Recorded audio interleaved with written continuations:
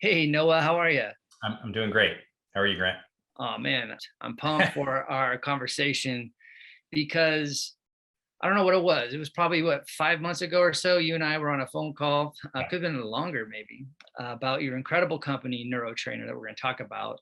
We're going to talk about neuro training and also your company, NeuroTrainer. And I was so moved about just your knowledge about the mind, about Mm. training, about mindfulness, that I just, man, it's just a no brainer to have you on my show, not only to talk about your journey as a CEO, but also talk about NeuroTrainer and how it's impacting athletes and performers. Mhm. No, I'm delighted to be here, and this is my favorite topic. Not me, Awesome. the neurotrainer part. I'll talk about my journey just to get that out of the way. Beautiful. All right. Well, let's get into my favorite topic, mental toughness, All before right. we get into NeuroTrainer. So when you think about just the meaning of mental toughness, what does that mean to you? So that's a layered question for me personally, because it relates to why I've ended up at NeuroTrainer. Most of my background has been in the bigger category of human performance, and that's been at the very consumer level as well as the elite level. And so this whole idea of mental toughness has been part of my journey for years. And so when I think of mental toughness, I think of it through a couple of different filters. I think of mental toughness as just the ability to be resilient from moment to moment.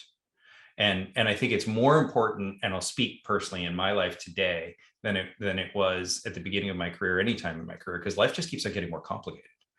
And as life becomes more complicated, and this will relate to what we talk about today, and we receive more stimulation and more distraction, distraction wears us down. Distraction fatigues us. And so we have to have the ability to have mental resiliency and mental toughness. So to me, mental toughness is the ability to recover.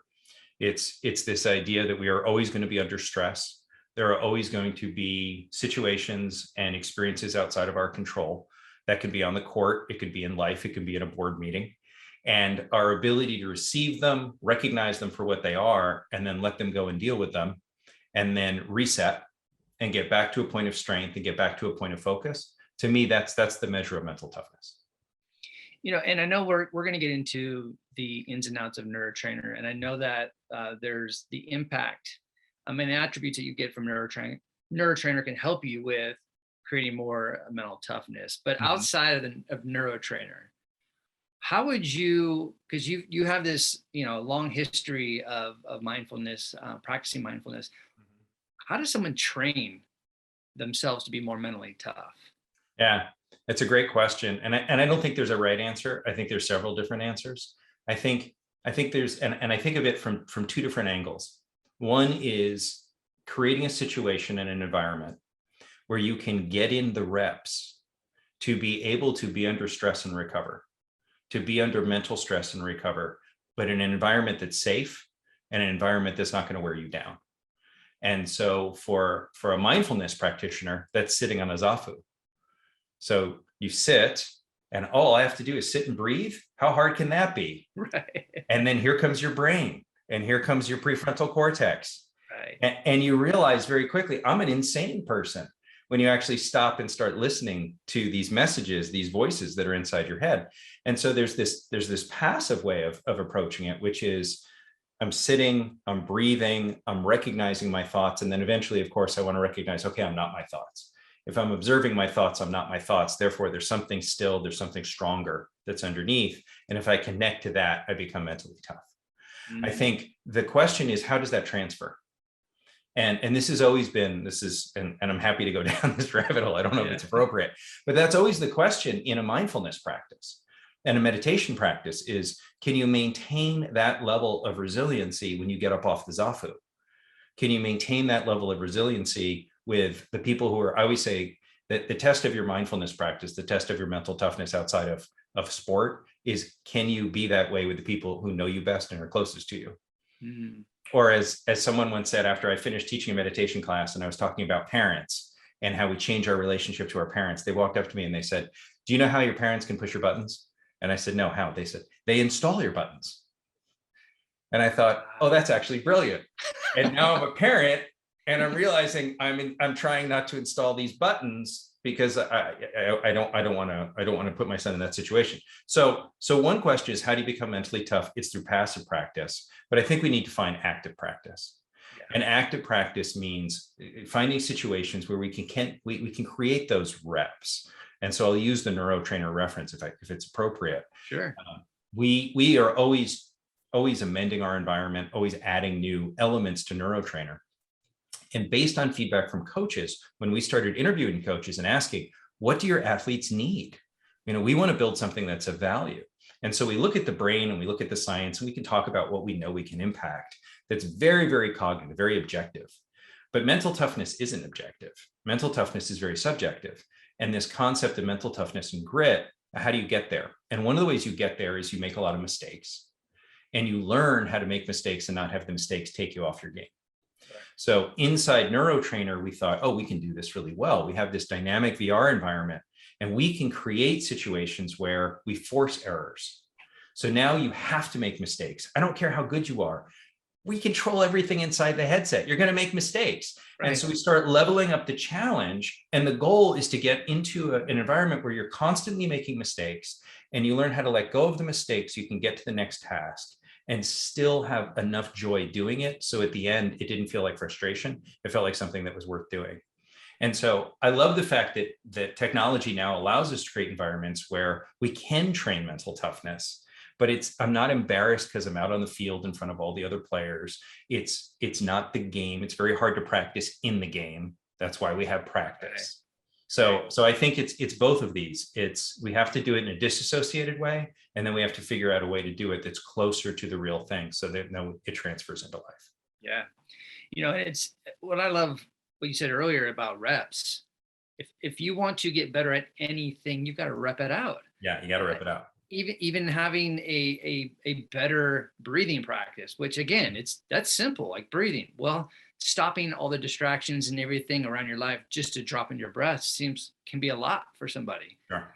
But every time that you do that, and I call this room breathing. So like when you go from one room to the next, that's drop into your breath. And then the more you're doing that, that's a rep, and you're repping it out with being aware and conscious in the moment, like you're dropping your breath. Yeah. So, and it's cool. And I know we're going to talk a little bit more about a NeuroTrainer, but what I love about NeuroTrainer, as you were talking, the way that you test and train athletes or performers, is that you teach them how to fail. And I think that's when I'm working with a lot of athletes, young athletes, that's, if I can teach them to fail better than their opponent, fail. And again, I know we don't want to rush the process, but fail fast and move on.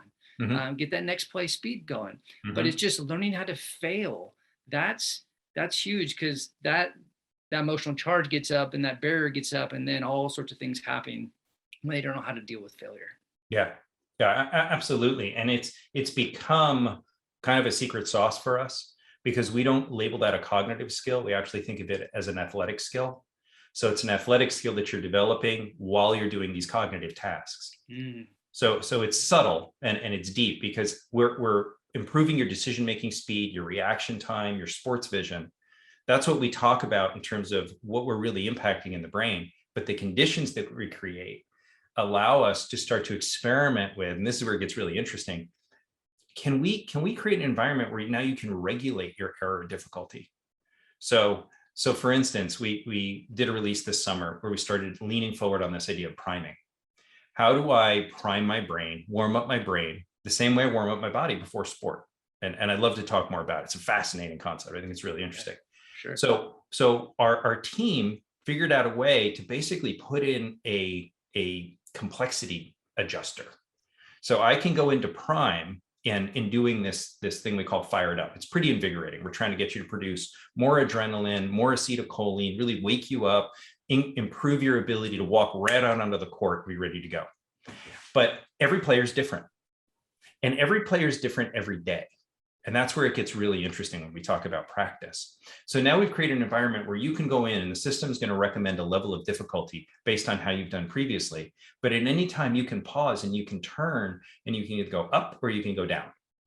And what you'll notice right away is if you go up, your error rate goes up. Wow. But you know what happens neurologically when your error rate goes up? You produce more adrenaline.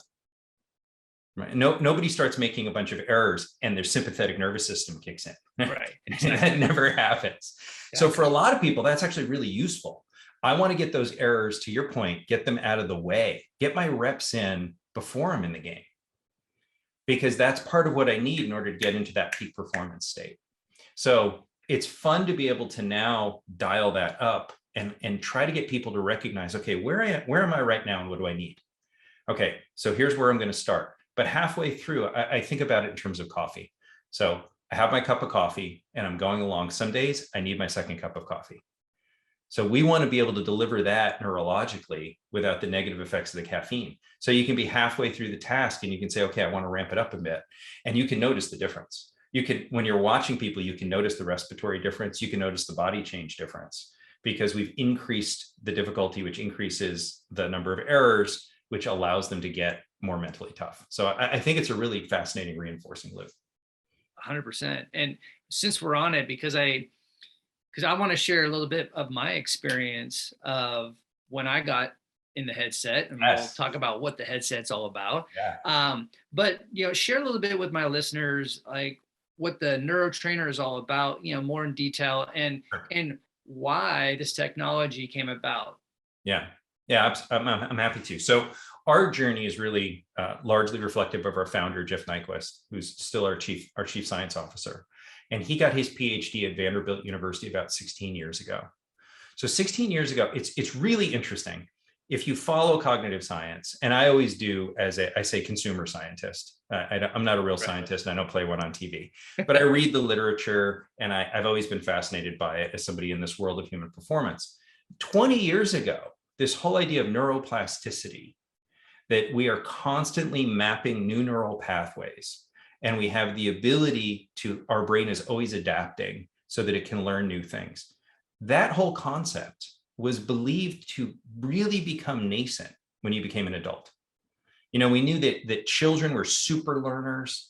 And then about halfway, as you start to get into from adolescence to about college, you're still very pliable, there's a lot of changes you can make. But the belief was like from 25 on, sorry, like you got what you got. Right. And so Jeff is at the forefront of this science that starts to say, oh, that's not true. And there are very effective ways of training the brain, mostly through the invigoration of the visual system and the auditory system, to be able to take advantage of this concept of neuroplasticity. So originally, the ancestor product was in a lab. Neuroscience was in a lab, giant screen. You'd have to rest your head on a chin rest to calibrate the distance between the screen and your eyes. You had very specific mechanisms for control. And then using the visual system, so it's kind of like sitting in front of an IMAX screen, we invigorate parts of your brain and then give you tasks. So worked really well in the lab. And then it also showed to be very sticky in the sense that some of the early research was around enhancing vision. They did it with a group of adolescents. They were able to improve their functional vision, brought them back a year later, and it stuck. So that was the real moment where it's, okay, we can create these neural pathways. If you keep using them, they stay fresh. And so you don't lose these skills. About 3-4 years ago, we made the bold move to push into virtual reality.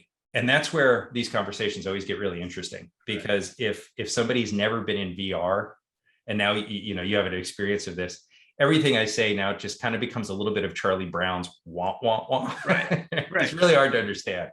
But the beauty of VR and why we think it's so powerful is we've been able to port out of the lab and now into a device that, it's a portable device. You pick it up, you take it with you wherever you go. It's super easy to use.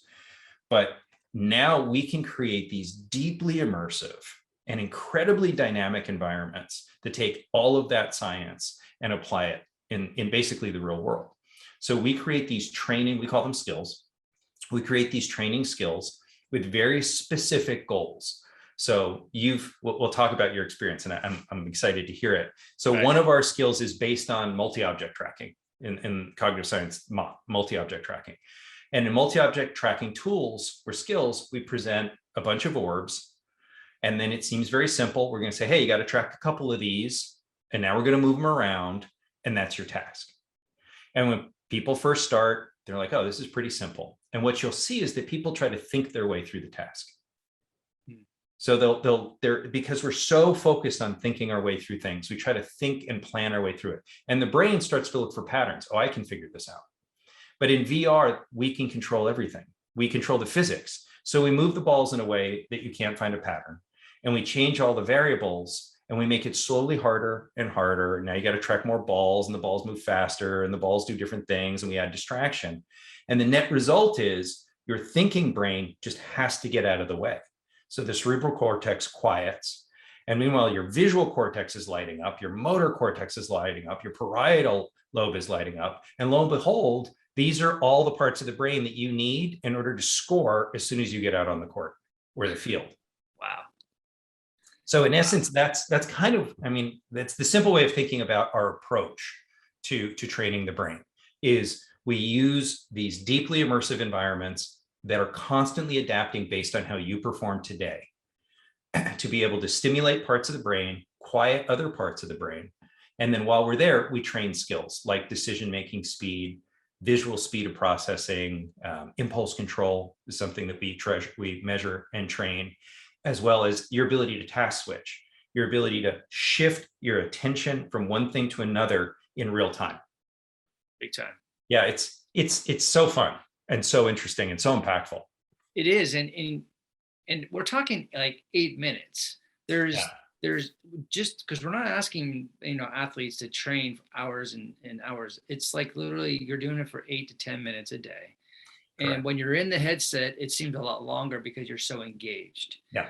And for me, because I want to, from your perspective, I kind of want to get your sense of like what are some of the challenges that athletes are going through when it comes from a mental standpoint. But like when I was in the headset, as I was getting more involved in doing just different exercises, the competitive spirit started to rise. And that could be a good thing, but it could be a distraction. And as I'm trying to get a better score, because now I got my feel down with my paddle. Now I know how I can feel. Then I start losing my breath because I'm so focused on competing and winning. So then I had to I had to control my emotions. I had to refocus. Then it got to a point where I don't know if maybe there's another term, another way of looking at it, but for me, it taught me how to be open. Like, because there are some things in the peripheral you can't see until you kind of turn or feel.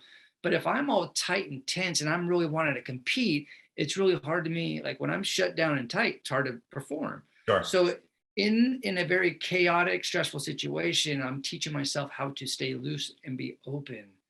And then not get so pissed off that I just screwed up. Like I'm actually learning how to fail. Right. So yeah, there's a lot there to unpack. And I typically don't talk a lot about the mindfulness, but you started it, so I'm going to bring it in. All right. In the world of mindfulness, there's a phrase that where your attention goes, energy goes. Right. Yep. And this is very, very similar when you're in the headset, because where your visual attention goes, your energy goes.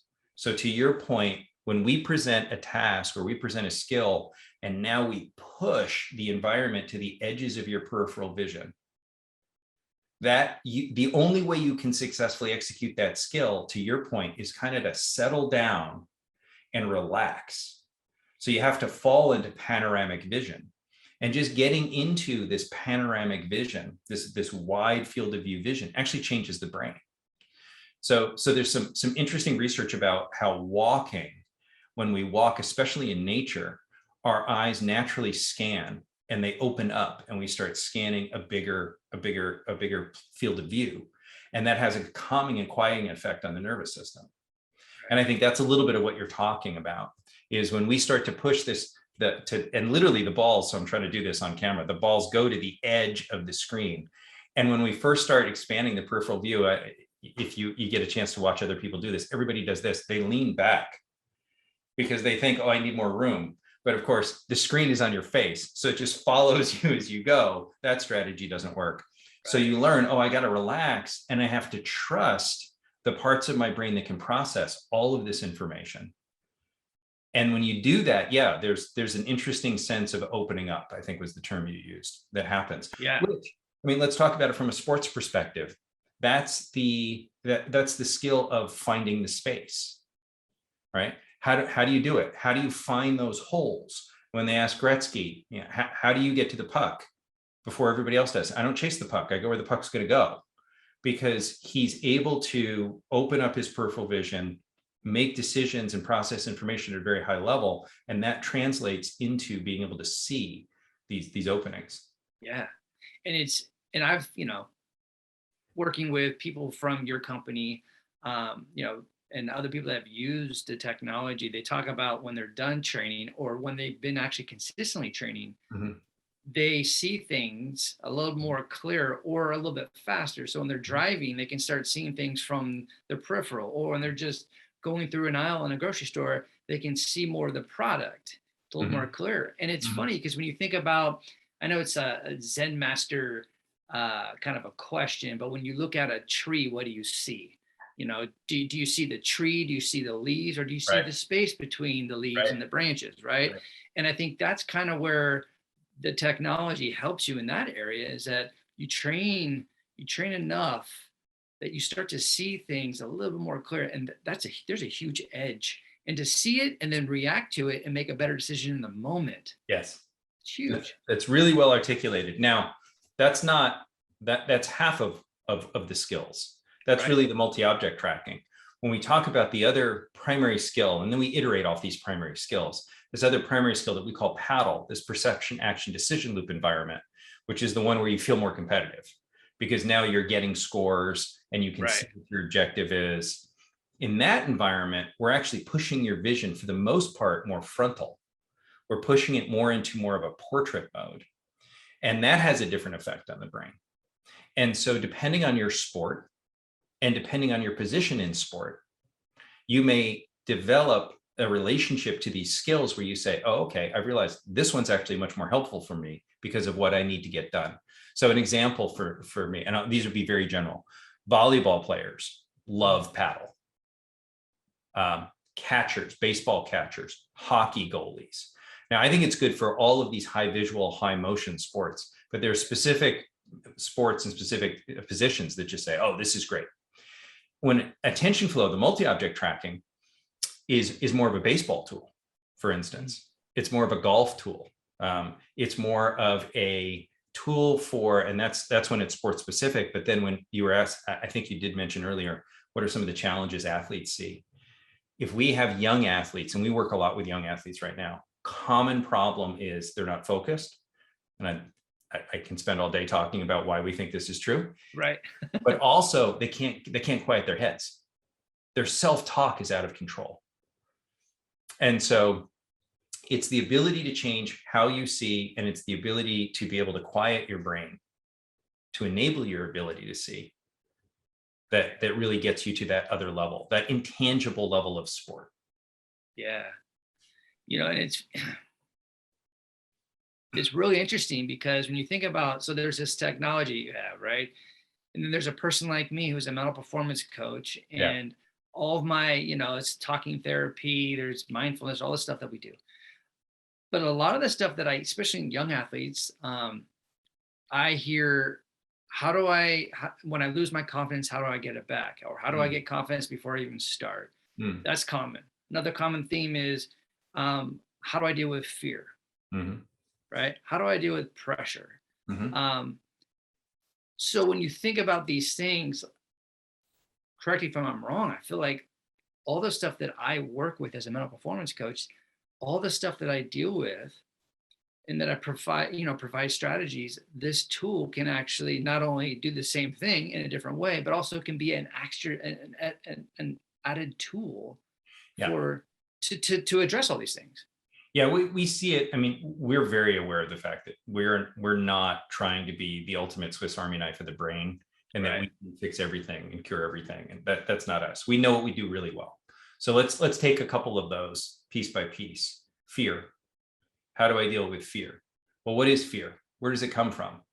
Right. Does fear come from having an active visual cortex? No. Right. Fear comes from your prefrontal cortex. Fear is thinking based. So fear means you're thinking things that are now triggering your autonomic nervous system to produce some sort of fight or flight response that gives you that sense of pressure and angst. And then you'll see that athletes start to lock up in their breathing, right? Right. So you probably approach it from two different angles. One is the mental aspect of what are you afraid of? Where's the fear coming from? How do we quiet that signal? And then there's the immediate, like, even if you're feeling fear, we can override your fear by changing your breath, right? Okay. So we don't do a lot of breathing focus inside the headset. You'll hear some cues, but when someone like you has an opportunity to take an athlete and put the two together, we always think we're a great complement to mental skills. Because if we can introduce a breathing technique and now put them in a pressure situation inside the headset, and they can practice that breathing technique, as you said you did, now again, we're back to those, oh, I'm getting mental reps, but in a really safe place. And in a place where I do have a fair amount of control, because I can pause, I can stop. And as I said before, I can adjust the level of challenge. Right. So I think, yes, I think we're a great complement to mental skills. I don't think we replace them. I think mental skills trainers are really important. Thank you. Awesome. Well, so when so walk me through this, because you're training in this headset. Obviously, there's so many cool attributes, so many great things that are being trained and being affected. Mm-hmm. So you take it off, mm-hmm. and then what's the brain doing when it? I mean, I know there's a lot of stuff going on with the brain while you're in the headset, but how does it sustain when you're actually in your performing environment? Yeah, that's a really interesting question, and we point to other research, and that's what we often do. If we don't do the research ourselves, we point to other research to be able to make our statements. Yeah. So let's talk about priming, because we started talking about this earlier, this idea of warming up the brain the way you warm up the body. You mentioned it's 8 minutes. So our priming sessions are 8 minutes. And it's a really simple concept. We now do all of this work to increase mobility, increase respiratory rate, to prepare for physical action. But we don't do a lot to warm up our brains, even though the brain is the gateway to successfully doing all that physical action. So even visualization and breathing techniques are helpful, but we can literally use the eyes to get straight to the brain. So let's say somebody does one of our priming tools, and now we've invigorated the visual system and the motor cortex. And we know that sort of mechanistically, in terms of neurotransmitters, they've got more adrenaline. So they feel a bit more invigorated. They feel kind of fired up. They feel more locked in because they have more acetylcholine. Like, we could point to what's really happening chemically in the brain. Now, what do? Ideally, they take the headset off and they go practice. Ideally, they take the headset off and they go compete. So we're trying to create a sense of urgency between what you do in the headset and your thing. Now, for me, that's no longer go compete in the sport. So for me, that's take the headset off and now get ready for your interview with Grant. Right. So like literally I primed in the headset before the podcast, because I've been working for 2 or 3 hours. My energy is getting lower. And rather than having another cup of coffee, I went in and I did our fired up priming, and I could notice the changes. And so now I'm in that right state of invigoration and attention. What you don't want to do, and I think this is the challenge we face with young athletes, what we don't want to do is have them take off the headset, grab their phones, get back on Instagram, and sit on the sidelines and start browsing all this mobile stuff, because then you're basically wiping out the priming benefit. Got it. Does that make sense? It totally does. And I want to get in, because since you are a CEO and you've got a lot of things that all these moving parts, we're in a company. Obviously you do use this product. So I want to dig in a little bit of that, how it helps you be a better CEO. But I remember when I first did the demo, I was like, wow, I could be in this thing. I mean, I know they say 8 to 10, 15 minutes, but I'm like, man, I would like to do this a lot longer. So is there a risk of cognitive overload? Yeah, with this it's tool? called cognitive load. Yeah. The answer is no. It's funny. I always think of Jeff, our founder, because he loves this question. Because and parents will sometimes ask, this is a totally valid question. VR is new, and so it's sometimes a little intimidating or scary. Now, is it dangerous if my son or daughter is using NeuroTrainer for more than the 8 to 10 minutes? Well, do you let them play video games? Oh yeah. Well, how long did they play video games? Oh, a couple hours. Very similar concept, right? And that's coming back to the phone. This is part of my mission, is to get young athletes to understand they're always training their brains, because they don't realize they are. So if I have an opportunity to get in front of a team, one of my standard shticks, if you will, is, how many of you train your brains on a daily basis? Nobody raises their hands. I said, really? That's fascinating. I pull up my phone. How many of you use one of these on a daily basis? And they get it. They look at each other and they all start to raise their hands, because they know they've fallen into my trap. You know, the algorithms that drive our interest in mobile is brain training. Unfortunately, what it's doing, though, and it's because it's successful, is it's training a very shallow level of attention. Right? When you're scrolling, whatever it is, I'm not trying to pick on any particular company, but when you're scrolling, they're brilliant. They're like, oh, Grant, look at this. Oh, Grant, look at this. Oh, you really like this. And every time you see that thing that you really like, you get this little hit of dopamine. You're like, I want to stay in this slightly hazy state and just keep on scrolling. That's why it works. Right. That is not the state you want to be in when you need to perform. The state when you need to get in this completely different state. And so it's teaching people that they're always training their brains and that they have these tools available. Hey, everybody's going to use their mobile phones, but when is the right time to put it down? And to your question, if NeuroTrainer or breathing or visualization, all these things are very valid. When you're going to pick up one of these tools metaphorically and use it, don't waste it by then reverting back to some other distracted behavior. Right. Create patterns that allow you to continue to boost your performance. Well, it's interesting too, when you do bring up the, technology, phones, tablets, all that. I think it could be old research, but I know in the year 2000, our attention span was around 12 seconds before we got distracted. And now it's like 6 or 7 seconds around that time, So with that being said, I mean, that's just 2 decades later, that's half of our attention span. This is, and I'll plug NeuroTrainer right now, because this is the technology that we need not only for just athletes, performers, performing any kind of duty, responsibility. This is going to allow us to refocus and teach ourselves how to refocus, because we're constantly getting distracted, and more so. We become experts at distraction. Yeah. We become experts at distraction. And it's, I have a 12-year-old son. He's going to be 13 next month. I think it's worse literally every year. And so a standard question I ask coaches, and a lot of coaches coach for a long time. How long have you been coaching? 20 years. True or false? It's harder to coach kids today than it was 20 years ago. You want to get coaches to start rattling off? That's a great question. Oh, let me tell you how much harder it is. Right. Why? I can't get them to focus. They're always distracted. Well, it's not their fault. It's that, and I was just thinking about this earlier today. 20 years ago, this is probably what happened before practice. Hey, everybody, stop messing around and let's get going, right? What's the phrase now? Hey, everybody, put your phones down. Yes. Put your phones away and let's get going. And that seems like a simple difference, but it's not. It's an enormous difference, because 20 years ago, the things that we were doing, we were literally like poking other people and hiding their shoes, the things that young athletes do, right, didn't interfere with their ability to focus. It was just sort of ambient activity. And so we're facing a real challenge. We say we're facing a pandemic of focus. And it worries us. It worries me. And I think it's not just about sport. It's about your ability to focus whenever you want to focus. Yeah. And so part of what we're leaning into is, if we can get your brain better focused for hockey, can we get your brain better focused for math?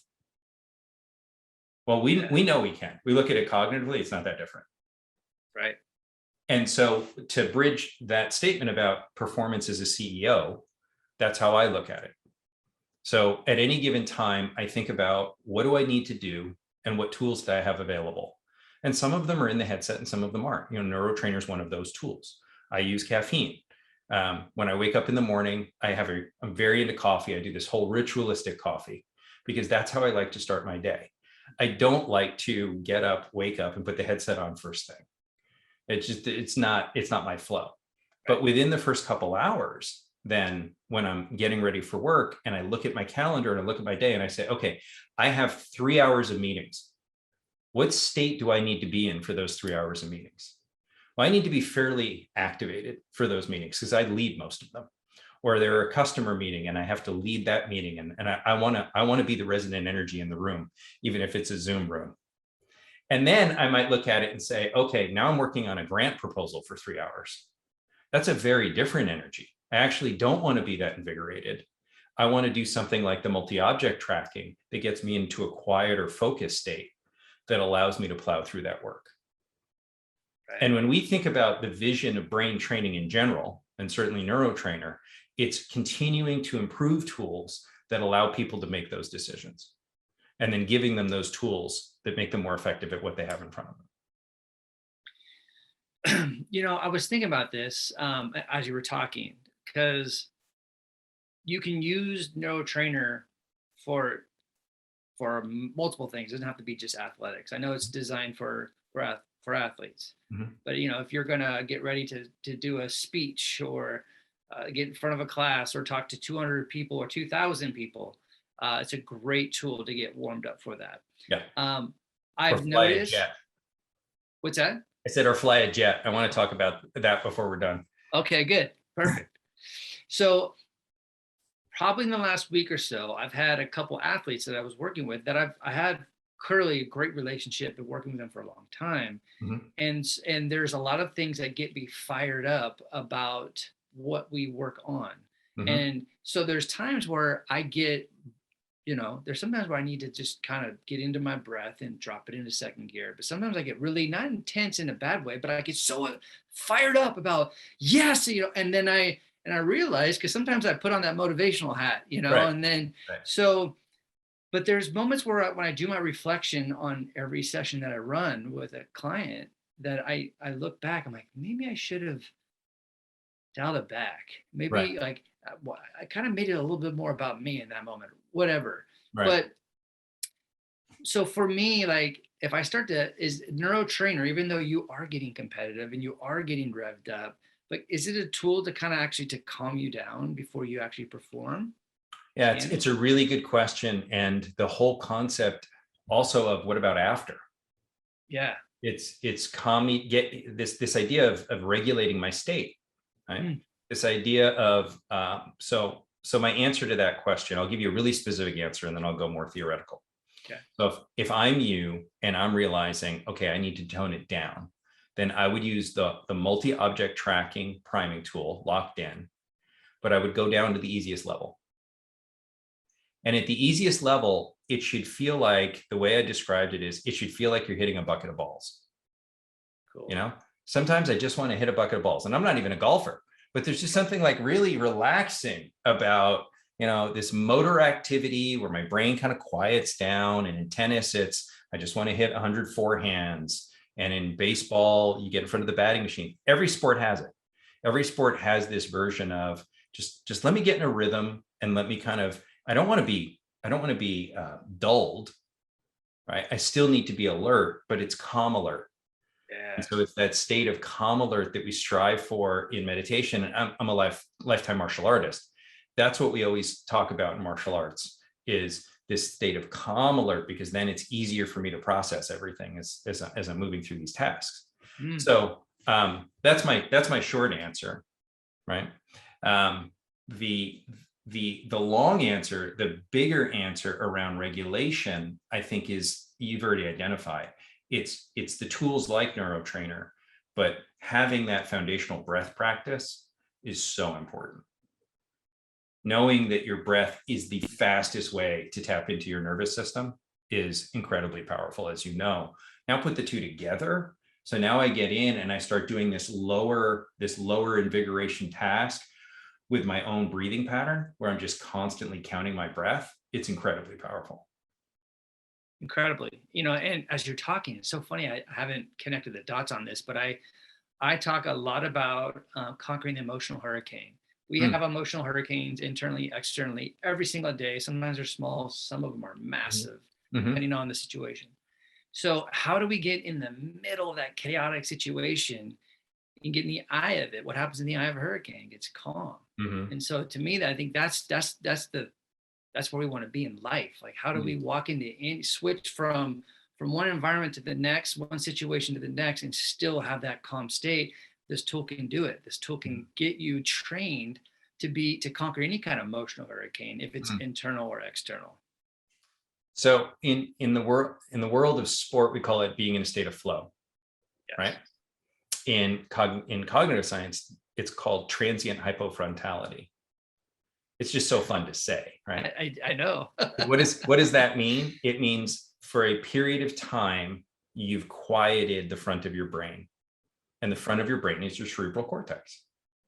And it comes back to what we discussed before. All of that vortex is coming from here. Right. It's not coming from your visual processing center. It's coming from your thinking brain. And so the beauty of immersive environments, dynamic immersive environments, is they do get you out of your thinking head.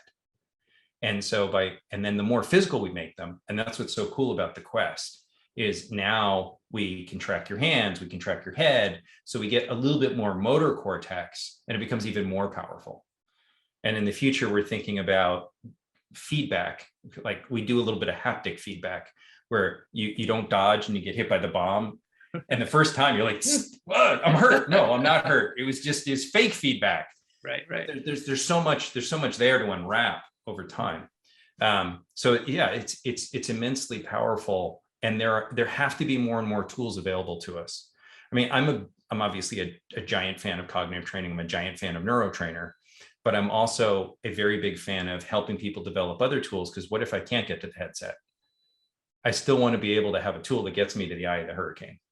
Exactly. So every athlete and every performer needs to have a toolbox, and you need to have multiple tools, and you need to have some redundancy in there as well. Got it. And I'm going to make sure you're going to talk about that jet story. Oh yeah. So my favorite COVID story. I think, okay, this training is awesome. Like, and I'm speaking from being very authentic and real. The thing is, like, when you get into it, if anybody's like stepped into like a really nice car, call it a Porsche, Ferrari, and you're like, whoa, that's what this is. Like, you step into it and you're like, whoa, this is great. It's so easy to do, but the law of two easies come into play. It's so easy to do and so easy not to do. The hardest part about this is picking it up and put it on your head. That's the 100%. Hardest part. 100%. So, you know, how do you encourage athletes? Because, you know, to lug this around, it's not big, but still it's technology. You know, when someone's going to go and speak in front of a class or take a test, it might be kind of weird, like, you know, popping in the middle of the hallway, you know, and start doing your training, right? Nothing weird about that at all, Grant. I don't know what you're talking about. Exactly. You slip into the bathroom stall. What are they doing in there? So, like, how do you, like, you know, I know it could be different for multiple things and multiple people or different people. Like, how would you encourage someone to prepare and have the same? I think my answer is going to be really similar to what I'm assuming one of your teaching principles and answers is. You've got to figure out the ritualistic, habitual pattern that gets that out of the way, right?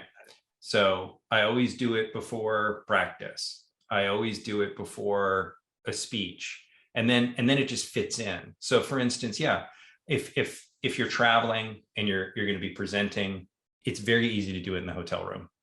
Yeah, I don't know that I would do it in the hallway. I do it in cafes, mostly just to get people's attention, right? which is kind of fun. But I think you're right. I think the challenge for us is always, the beauty of a phone is we now unfortunately have them on us all the time. Even though we saw a study that shows that your overall cognitive ability, your capacity, measurably decreases if you just have the phone on your body. Wow. Because part of your consciousness is thinking, I should really check my email right now. Yeah.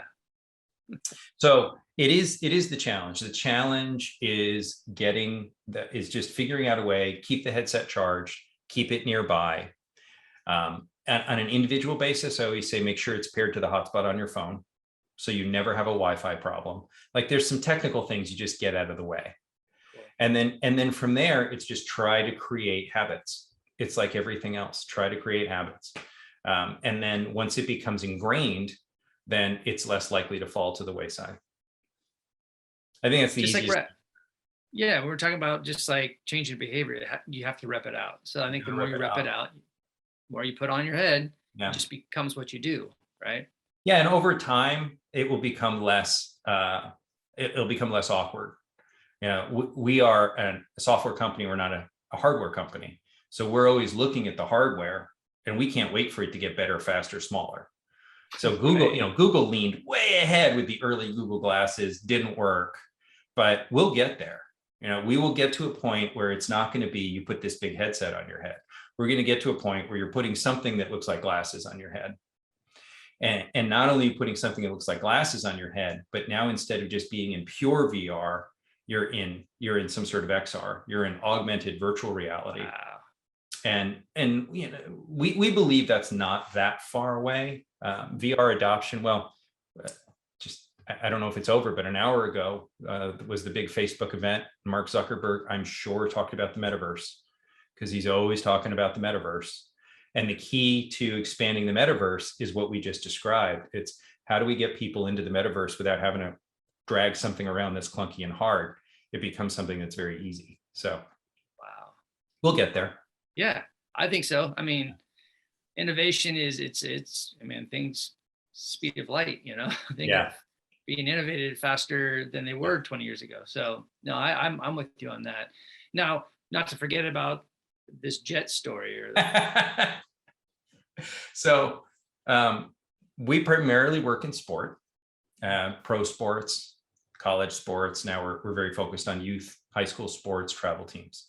We also do some work with the Department of Defense, and it's, to me, that's always really interesting work, because you're talking about people who perform at these incredible high levels of stress.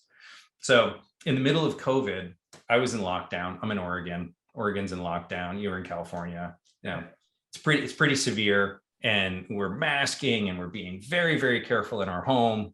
And I had been working on this opportunity for a while, and then at one point it became clear that I was going to have an opportunity to present to the Top Gun flight school out in Fallon, Nevada. wow. And I looked at it, and we were working something out, and I was talking to the person who runs it, and I said, well, if I came there, would it be possible for me to present to the incoming class? They said, oh, we'd love to have you here. You get to do a 30-minute brief. And so I went to my wife and I explained it. She's like, stop, I know you're going. Like, so I drove 12 hours to Fallon, Nevada to be able to do this 30-minute brief to this incoming class at Top Gun. And I learned a couple things. It was super fun. I learned everything about the movie is wrong. What actually happens at Top Gun has nothing to do with the movie, really. But a great group of people, a great group of instructors. I got a photo of me standing in front of an F-18. So it was a fun story, and it was the only business trip I did during the highlight of COVID. Wow. But it's so fascinating to also be able to work with people at that level, and to try to understand how quickly are they processing information. Yeah. The amount of data that's being fed to them now through this combination of heads-up displays and interactive helmets as they're going at these incredible speeds is really quite staggering. And so we learn from everybody in the spectrum. So we learn from people at that highest level about what they get out of the experience. Are they seeing benefit? Can we take someone who is already trained as a pilot and gone through several years of training at the Navy and improve their decision-making speed? Or does it tap out? And the answer is yes, we can. Can we improve their go, no-go decision-making speed, which you would think would be incredibly important in air-to-air combat? Yes, we can. Well, if we can do it at that level, I'm very confident we can do it at the high school level. 100%. And so, yeah, so it's one of my favorite stories. It's getting old, but I like to be able to reference the fact Sure. that we do work through that whole spectrum. And I think that's part of, as a company, that's very important to us, because we're very committed to evidence. We're very committed to transfer. It's critically important that people feel like the time they spend in the headset is worthwhile. Yeah. And it's not a game. It's not just, oh, it was fun. It is brain training, and it has to impact your life. And so that's just something we're always pursuing. Absolutely. And it's maybe because it's the quarterback in me, but especially, obviously at the college level, but at the professional level, they always say that quarterback is one of the hardest positions of all of sports. And when you're talking about all this data, I mean, seriously, because I played at the college level and I was introduced to the West Coast offense, which is very difficult. There's way more difficult offenses now. But literally, when you're a quarterback and there is a formation, there's a play called, there can be 5 different plays off that. But if the defense changes as it moves, as you're backing up, you have to read all that data and make a good decision because the wide receivers are changing their route on the run. And you've got to know. So this is a tool that can help a quarterback. I think this should be quarterback training, well, for sure. So that came, I was just like, man, you can just use, this is a life tool. I mean, you can use this we're all performing, we're performing something. So how do we get good at performing, making decisions? You're right. We're all trying to get better at something. And there, of course, there are going to be exceptions. If I'm trying to get better at model making, is NeuroTrainer going to help me? I don't know if it is. But if you're trying to get better at something that's what we consider to be in the world of human performance, we're sure we can contribute. But I also want to call out that we're part of an equation. And there are other elements of the equation that they're absolutely essential. And you know this. And if we back up again and look at the science of neuroplasticity, we believe that we can increase the likelihood of a neuroplasticity event. So part of what we're doing in priming, we talk a lot about the emotional benefits of priming, the neurochemical benefits of getting more invigorated, getting more focused. But there's another element to all of this, especially when we get deep into understanding the benefits of errors. Because you think whenever you're teaching someone something, you have to go through a period of errors, right? Nobody just learns. Right. The frustration and the mistakes are very important. So we prime that as well. We kind of prime that chemically. So now you get the headset off, and now I have an opportunity to learn from my coach how to do my sport better. What I do the rest of the day, and then what I do in the evening is going to determine whether or not that was a waste of time. Right. Neuroplasticity sets in the brain. Think of it like cement. It sets in the brain during deep sleep. Wow. So I can do all this work. And again, I'm talking to youth athletes. I'm thinking youth athletes here. I do all this work. And then at the end of the day, I stay up late. I drink too much coffee or whatever caffeine I'm using, Monster, Red Bull, whatever it is at the end of the day. And if I was wearing a sleep tracker like an Oura Ring, I would see the next day, oh, I got very little or no deep sleep. The likelihood of your skill improving is greatly diminished. So performance is a cycle, right? It's a holistic cycle. It's what are you doing now? What are you doing next? But I always want to emphasize that it's so important that we're getting real rest and that we protect our sleep, because that's an essential element of brain training. And it's something people really need to embrace. 100%. I don't know, it was a couple of years ago, I was listening to Michael Gervais talk on a podcast, and he was talking about recovering stress. So when we talk about stressing our body out physically, mentally, with NeuroTrainer, all the things that we just push our bodies, we have to earn the right to recover. And I love that. And so using the NeuroTrainer is a part of that process, is to, mentally train your brain, like, push it to the limit so you can recover. Get that sleep. And I got my ring on too. I think I got my highest deep sleep number last night, which was 43%. Wow. Crazy. I never see that. I mean, me either. I'm always like in the late, the high 20s, 30s, but man, I was like, but then I had really poor REM. So, and I mean, that's a whole nother podcast, but it's the science of recovery. It continues to be the focus, right? We all know you can train hard, but it's your ability to recover well that allows you to train hard the next day. It's your ability to recover well that allows you to learn faster and adopt skills faster than everyone else. And it can't be ignored. It has to be embraced as part of the equation. 100%.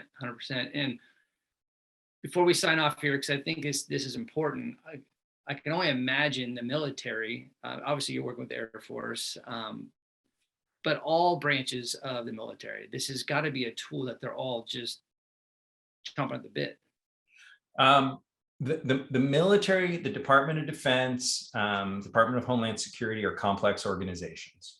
Mm-hmm. Let me put it that way. It's very difficult, and you have to be very patient to be able to introduce a new technology, figure out where it fits, get it embraced over time. I'll say to their credit, and I lead a lot of our DoD efforts. To their credit, they're always spinning up more and more structures that allow the DoD and other entities like it to partner with private companies, because they know they can't innovate fast enough. They just can't. So that's always been the challenge. The challenge has been innovations running in these startups, but getting it into the Navy, getting it into the Coast Guard is a challenge, because these are giant institutions. So yeah, there's an appetite for it. Figuring out who the right partner is and how to fit over time is a challenge, but we'll get there. And when we get there, obviously, that's a pretty significant client to be working with over time. So we're excited about it. That's huge. Well, how do my listeners, or how do they buy NeuroTrainer? How do they got to buy ahead to that? Where do they go to get this great technology? There's the trick. So today we're really a team product, right? We're not an individual product. So, I mean, you can go to our website, neurotrainer.com, and learn a fair amount of information. If somebody wants to learn more about us, they should reach out to us. We're very responsive. My team's always watching incoming messages. And the key is, if you're an athlete and you're on a team, we want to get your whole team involved. So there's a day in the future where we become more of a consumer direct product, but it comes back to the question that you asked earlier, which is, how do you get people to put the headset on a regular basis? We know today the answer is you enroll the whole team, so that the coach is involved, so that the AD is involved, so it becomes part of the culture of the team. You don't want it to be Grant is the only person using NeuroTrainer, because that makes it weird. But if it can be, the entire offensive line, the entire defensive line, the entire volleyball team is using NeuroTrainer, then it allows us to create a much better relationship, because what our team will do is we'll meet with the coach initially twice a month, and then at the very least once a month, to constantly keep the dialogue flowing around, what are you experiencing? How is it of value? And let's look at different ways of using NeuroTrainer based on your schedule, your academic schedule, et cetera, so that it's as effective as possible. So we love to talk to people. They can go to the website, they can fill out a contact form, and then we can talk about the possibility of being introduced to their teams. Awesome. And that's neurotrainer.com, right? Neurotrainer.com. All right. No, I can talk to you for another hour on this. Really, this is to me, this is exciting, because I love this stuff. I think it's really important that this technology, people know that this technology exists. Yeah. I think it's, I'm speaking of someone who's used it.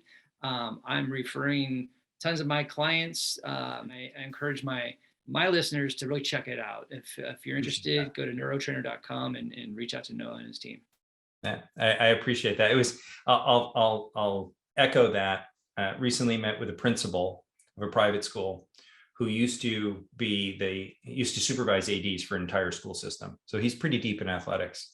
And when you're doing these Zoom meetings, it's sometimes hard to know how you're being received, right? And it's not personal, and it's an interesting environment that we're all getting used to. Right. And I thought it was going pretty well. And then at the end, he said, I just want to say something. I said, by all means. He said, I absolutely believe that 5 to 10 years from now, every team will be looking at this kind of training the way they look at their S&C department today. It's not going to be a question of, should we do it? It has to be part of our program. And if we didn't believe that, we wouldn't be in this business. It is the future of training. And so we're excited to be here. We're excited to learn. We're excited to be able to talk to people like you, and then embrace relationships with customers where they help us get better every day. So I appreciate you taking the time and the endorsement as well. Awesome. Well, thank you again for sharing your passion for this technology and spending your time with me. I was honored, and thanks again. Appreciate it. Take care.